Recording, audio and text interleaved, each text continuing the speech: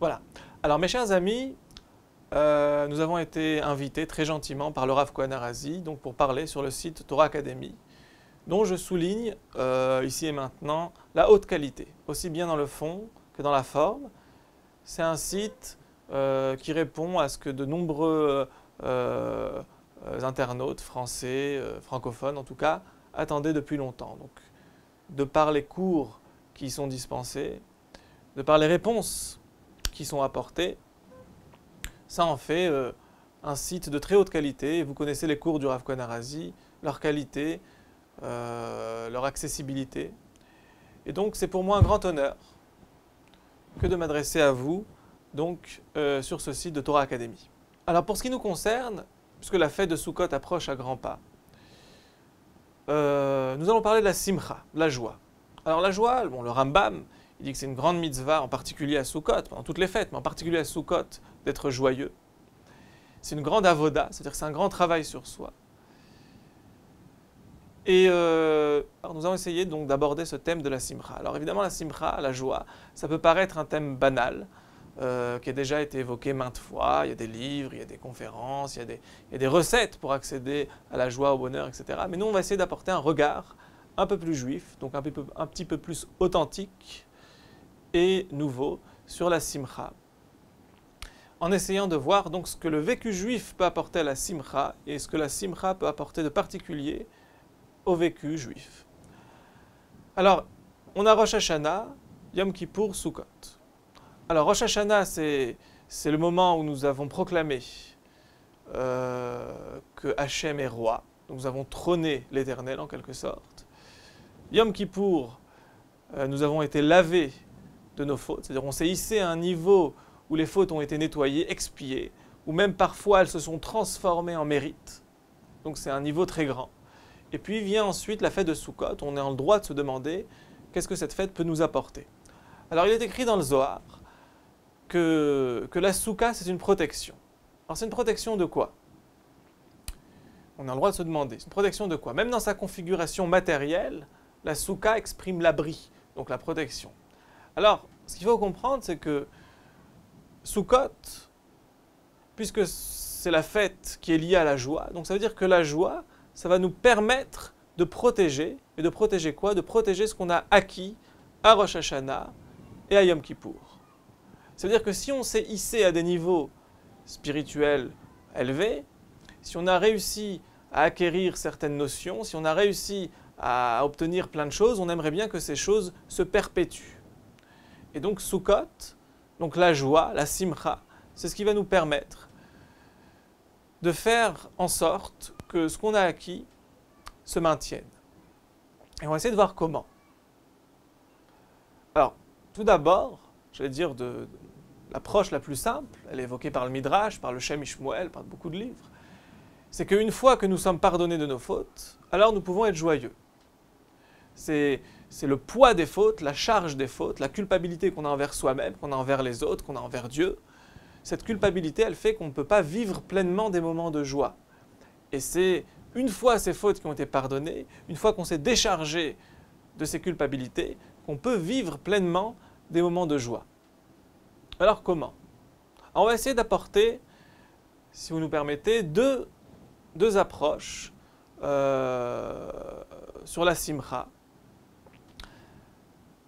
Ou si vous voulez, deux définitions. Mais avant de commencer, je voudrais vous dire que le judaïsme, que la Torah, elle place très haut le niveau de simcha auquel un juif il peut accéder.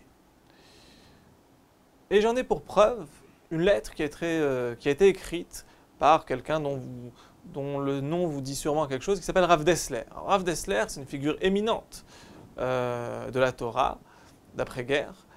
Et il a écrit une lettre à son fils, donc dans les années 1946, donc au lendemain de la Seconde Guerre mondiale, et dans laquelle il lui décrit la fin, la destruction, ce qu'on appelle la yeshiva ou le Talmud Torah de Kelem. Alors c'est quoi Kelem? C'est une ville qui est située en Lituanie et qui abritait une yeshiva, un Talmud Torah, dans lequel œuvraient, dans lequel grandissaient, s'épanouissaient des gens d'une hauteur spirituelle énorme.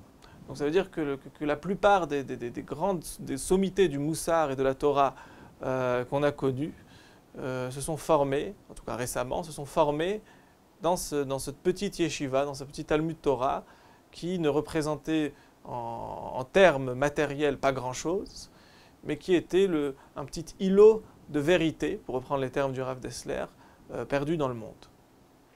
Et donc il écrit une lettre à son fils, et c'est un témoignage d'une importance extrême, et dans lequel il lui dit que voilà, alors je raccourcis, j'évoque juste les points qui nous concernent, et il témoigne que hommes, femmes et enfants, donc des grands rabbinim, des géants, se sont réunis donc, pendant la guerre dans ce Talmud Torah pour prier, pour invoquer la miséricorde, pour demander à Hachem de les protéger parce qu'ils savaient que le danger était proche. Et voilà que les nazis, que les policiers s'approchent et puis qu'ils emmènent hommes, femmes, enfants, grands rabbinim, etc.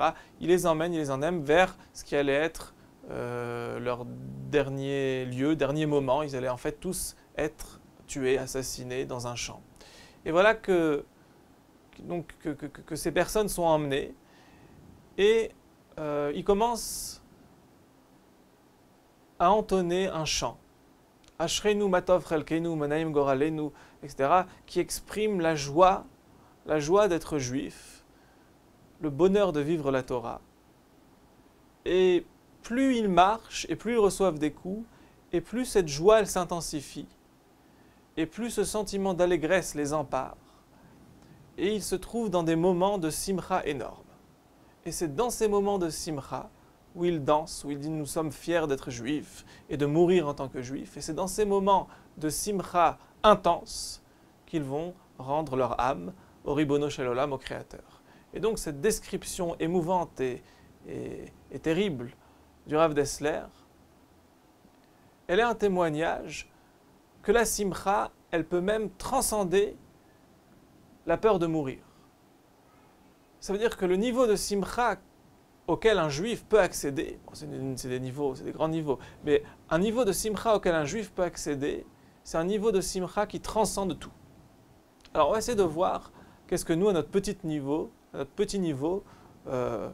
peut contribuer donc à ce niveau de simcha. Alors, la première définition de la simcha qu'on peut apporter, qui a été très joliment formulée par le Rav Shapira, c'est que la simcha, c'est ce qu'on appelle achava.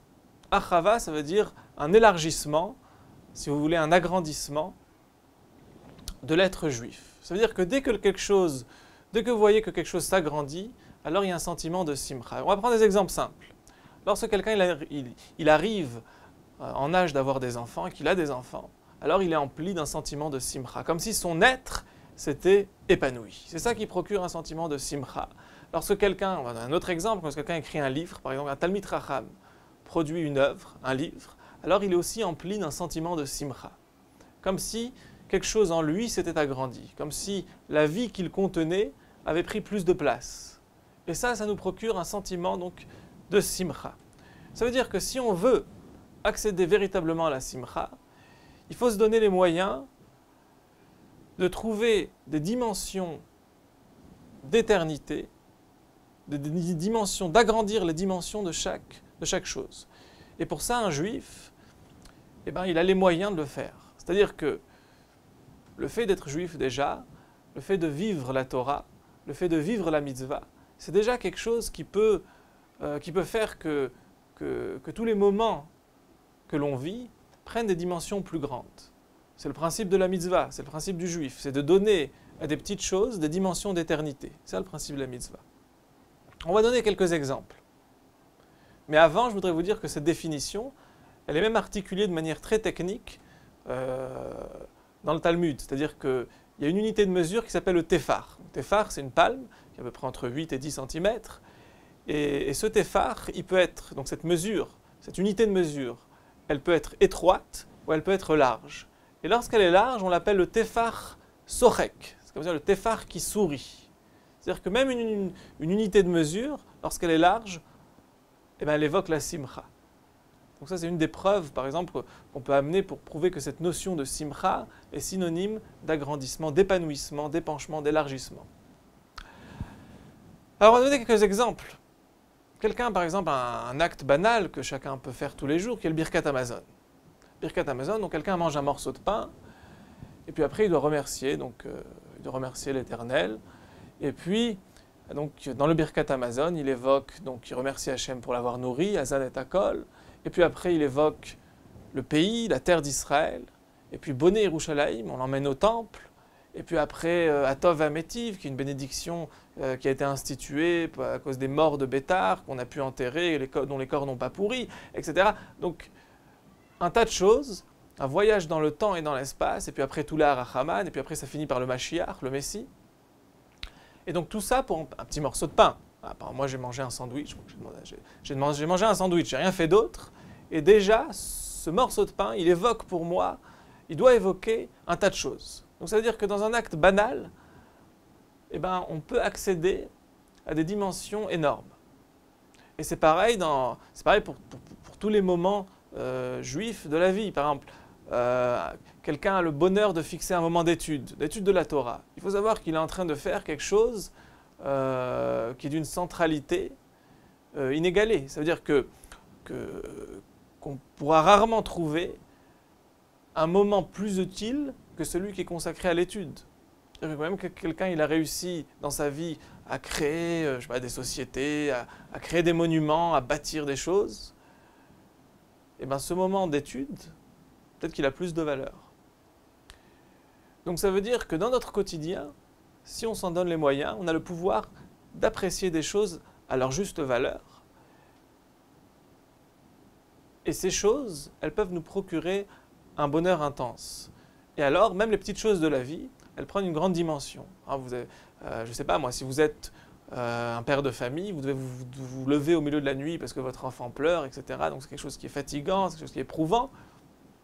Mais si on se dit que cet enfant, c'est une âme, qu'elle va grandir, qu'elle va devenir quelqu'un, qu'elle va peut-être devenir un Talmid Chacham, etc. Donc ça donne une autre dimension, même à l'acte de se lever au milieu de la nuit. Donc ça, c'est des petites choses que chacun... Et ça, c'est à tous les niveaux. Même les gens qui sont les plus malheureux, même les gens qui sont qui ont le moins été, gâtés par la nature, ou même ces gens-là, ils peuvent trouver le bonheur qu'il y a dans chaque chose. Par exemple, on raconte une fois qu'il y avait quelqu'un à qui il restait rien. Ni parnassa, ni argent, ni santé, etc. Il est parti voir un grand rave, un admour. Il lui a dit, voilà, monsieur le rabbin, voilà, moi j'ai plus rien à perdre. Je trouve plus raison de vivre parce que j'ai plus rien à perdre, j'ai rien. Alors le rabbin il lui a dit, voilà, c'est exactement quelqu'un comme toi dont on a besoin. Voilà, moi j'ai besoin de quelqu'un qui n'a rien à perdre. Alors viens, tu vas m'aider. Donc ça veut dire qu'on peut trouver la dimension de mitzvah, la dimension d'éternité dans chaque chose. Cette dimension, elle est véhiculée justement dans la fête de Sukkot. Vous savez qu'il y a un paradoxe énorme dans la fête de Sukkot, c'est qu'on doit, c'est une grande mitzvah, d'amener nos ustensiles, donc notre vaisselle, nos assiettes, etc., les plus beaux, notre argenterie, tout ce qu'on a de plus beau à la maison, c'est bien de l'amener dans la soukha. Pas amener simplement des choses qui sont plus utiles, etc. Alors on les amène dans la soukha pour pas qu'elles s'abîment. Non, au contraire, on doit amener des kelim naïm. Et ça, c'est un grand paradoxe, parce que la Torah nous demande d'habiter pendant 7 jours dans un endroit qui est éphémère, qui est précaire, qui est la soukha. Et d'un autre côté, elle nous demande d'y vivre comme si on y vivait dans un hôtel 5 étoiles. Donc, quel est le sens de ce paradoxe? Alors en fait, c'est que justement, si quelqu'un, il arrive à vivre dans la soukha comme dans un hôtel, alors ça veut dire que c'est quelqu'un qui arrive à donner à la vie la dimension qu'elle mérite, qui arrive à vivre la shrina, qui arrive à vivre avec la shrina dans une demeure précaire. Donc c'est-à-dire qu'il n'est pas dépendant, de ce qui lui semble être une stabilité des conditions de vie. Donc c'est exactement l'idée qu'on a évoquée. C'est-à-dire que le niveau auquel Sukkot nous invite, en fait, c'est de vivre, donc dans la soukha, de vivre des moments intenses avec des conditions précaires. et de nous-mêmes, de donner à ces moments les dimensions qu'ils méritent. Alors donc ça c'est la première approche qu'on peut avoir sur la simra. Donc c'est un travail qu'on doit faire au jour le jour, d'essayer de voir dans chaque chose la dimension, l'élargissement, d'essayer de voir les choses en grand, pas en petit. On fait plein de choses que tout le monde mange, tout le monde dort, tout le monde boit, etc., etc. La question c'est qu'est-ce que nous, on arrive à donner comme dimension à ces choses. Et pour ça, la mitzvah, elle nous aide à ça, elle nous convoque à cela. Alors c'est ça qu'exprime la fête de Sukkot. Alvaï que nous soyons en mesure d'accéder à cette véritable simcha et que nous soyons donc en simcha toute l'année, que nous connaissions que des smachot. Voilà, merci.